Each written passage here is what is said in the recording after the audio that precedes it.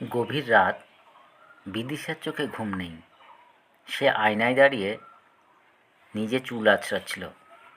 হঠাৎ তার খেয়াল হলো যে আয়নার ভিতরে তার ছায়াটা যেন একটু তাড়াতাড়ি করছে, বেশি অস্থির চঞ্চল। তার নড়াচড়ার চেয়ে আয়নার নড়াচড়াটা একটু বেশি। ভয় হয়ে গেল বিদিশার। পিছন ফিরে তাকালো, দেখলো কেউ নেই। বুঝতে পারলো এটা তারই ছায়া। ছায়াকে প্রশ্ন করল, তুমি কে?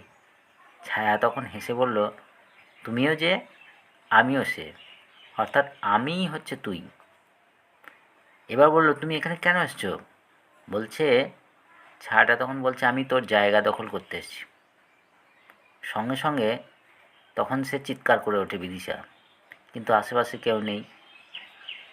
নিমেষের মধ্যেই অদল বদল হয়ে গেল। আয়নার ভেতরের থেকে ছায়াটা বেরিয়ে চলে আসলো আর বিদিশাকে জোরে ঠেলে দিল আয়নার ভেতরে। এখন থেকে তুই আয়নার ভেতরেই থাকবি, আর আমি বাইরে তোর ছায়া অরিজিনাল হয়ে ঘুরে বেড়াবো। এই বলে হো হো করে হেসে ওঠে, দরজাটা বন্ধ করে দেয়।